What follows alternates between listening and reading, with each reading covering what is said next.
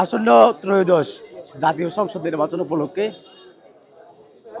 কক্সবাজার ৩ সদর আমইদগা আসনে বাংলাদেশ জাতীয়তাবাদী দল বিএনপি মনোনীত দানের শীষের প্রার্থী সাবেক সংসদ সদস্য জনাব লুৎফুর রহমান কাজলের পক্ষে আমরা গত 22 ডিসেম্বর জেলা রিটার্নিং অফিসারের কার্যালয় থেকে মনোনয়নপত্র সংগ্রহ করেছিলাম এবং আজকে মনোনয়নপত্র জমাদানের তফসিল অনুযায়ী সর্বশেষ দিন।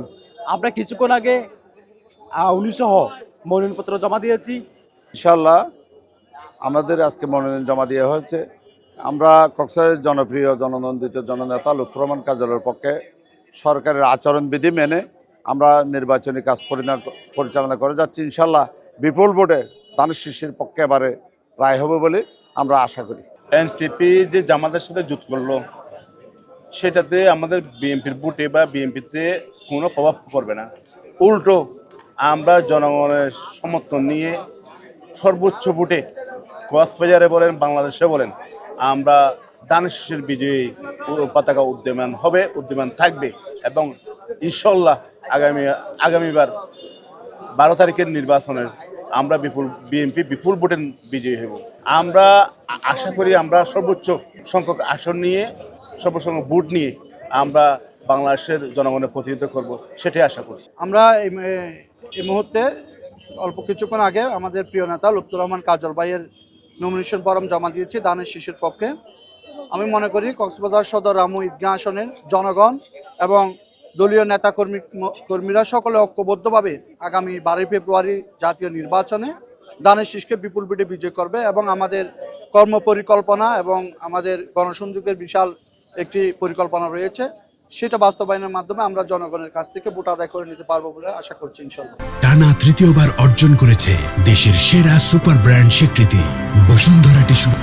আলহামদুলিল্লাহ যে আমি সমস্ত পেপার ডকুমেন্ট সবগুলো সঠিক বিশ্লেষণ করে জমা দিয়েছি, আমার মনোনয়নপত্র জমা দিয়েছি।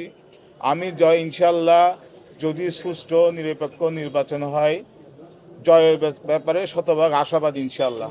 হ্যাঁ, 2 নম্বর হলো যে আমি একটা সুষ্ঠু নিরপেক্ষ নির্বাচন চাই, যেটা প্রথম শর্ত হলো প্রশাসনকে নিরপেক্ষ থাকতে হবে, পোলিং প্রিসাইডিং অফিসার যারা দেবে তাদেরকে নিরপেক্ষ থাকতে হবে, কোনো ধরনের পক্ষপাতিত্বমূলক পোলিং প্রিসাইডিং দেওয়া থেকে বিরত থাকতে হবে।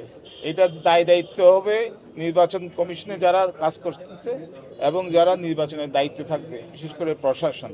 আমি আহ্বান জানাবো বাছাই করে যাতে নিরপেক্ষ লোকজন পোলিং প্রিসাইডিং অফিসার নিয়োগ করে, সহকারী প্রিসাইডিং অফিসার নিয়োগ করে, এবং যাতে কোনো ধরনের জাল ভোট না হয়। আমরা এমন একটা নির্বাচন চাই যে কোনো মারামারি হবে না, অনুকরণীয় অনুসরণীয় একটা নির্বাচন চাই।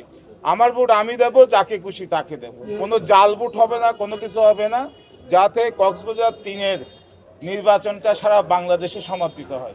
আমি অবশ্যই এখনো পর্যন্ত নির্বাচনের সুষ্ঠু পরিবেশ আছে, তবে আমি বলবো যে এই যে সামাজিক মিডিয়াগুলোতে, সামাজিক যোগাযোগ মাধ্যমগুলোতে যাতে কাদা ছোড়াছুড়ি না করে, এটা একটা সামান্য ব্যাপার নিয়ে অনেক বড় ধরনের ঘটনা ঘটে যেতে পারে।